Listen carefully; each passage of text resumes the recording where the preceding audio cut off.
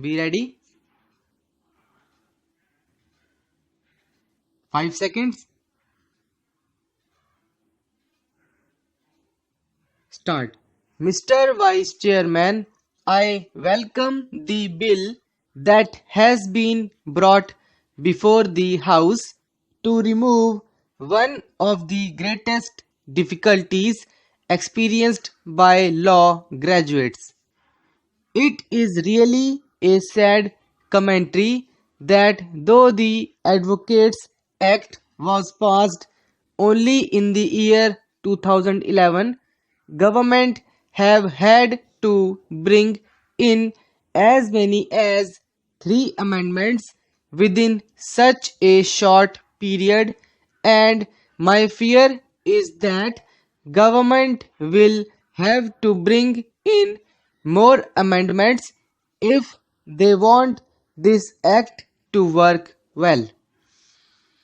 I will presently point out the difficulties which will be experienced in the working of this act. We are now discussing the third amendment. At the time when the Second Amendment was being discussed in this House, my feeling was that the government would have to bring some amendments very soon, and my fears, like those of other honorable members, have come true. I am afraid the government will have to bring another amendment very soon. My submission is that the government ought to have brought a more comprehensive amendment to the old Advocates Act. I have no objection with regard to the change in the date.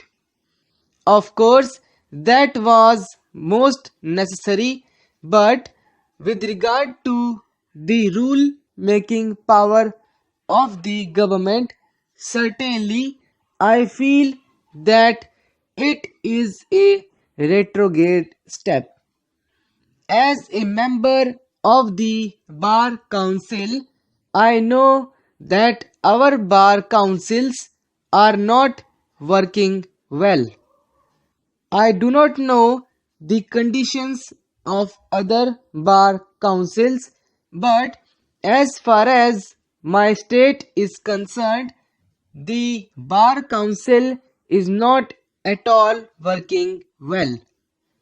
When the Advocates Act was enforced and the new Bar Council was created in Madhya Pradesh, and when we first met, the Advocate General rightly said that it was a great day for the advocates, that the advocates were their own masters, that they were makers of their own destiny, that henceforth neither the High Court nor the government would interfere in the affairs of advocates, but the experience is that our Bar Council is ridden by factions, regionalism, groupings, and all that. As far as the difficulties in the present act are concerned, I would point out that there is a provision for training. Now, the government is taking power for making rules. They should make it clear what training they are going to give. As far as we are concerned, it is difficult to give training to the law graduates. There is provision for a disciplinary committee. As far as Madhya Pradesh is concerned, the Bar Council has formed a committee of 5 advocates.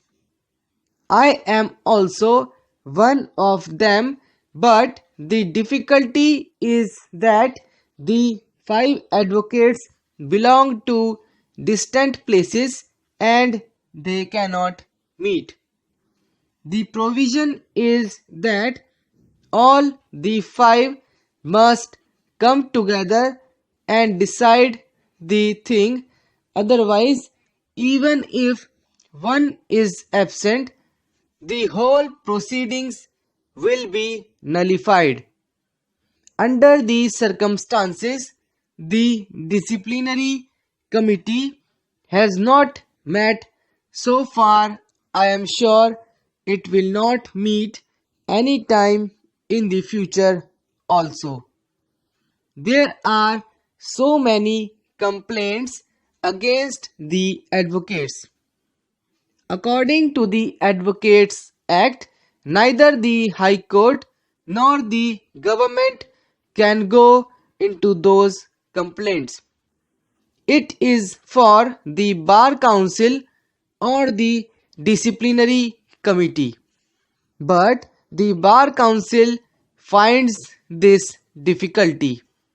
The members cannot assemble and they are busy lawyers too. They will not find time to go into the complaints. Those complaints are lying and they are being filed in the High Court's office. There is another difficulty that there are some complaints which are old, namely those that came before the Act came into being.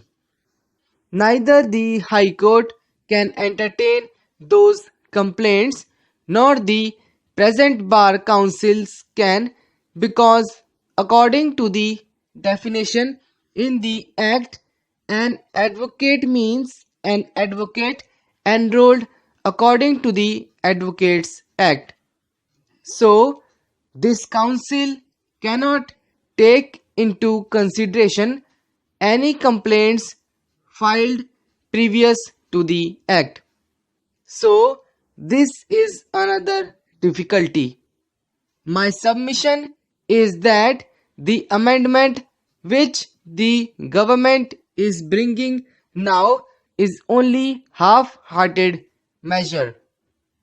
I would request the government to go through the whole matter, taking the views of the bar councils and also taking the views of leading lawyers, and then formulate new amendments or at least bring a comprehensive law so that the Advocates Act will work well. Otherwise it will be useless, because although we were told that we were the masters, now we find ourselves helpless. Of course, the fault may lie with the advocates also or the bar councils, but the government must come forward and help the advocates and remove the anomalies which are pointed out. There are other anomalies also, but this is not the time nor the occasion. So I am not dealing with them now. As far as these amendments are concerned, I welcome them. They were long overdue, and when the second amendment was being discussed, there was a suggestion that further time ought to have been given, but the government was so ridden by red tapeism that it always acted on the advice of the officers.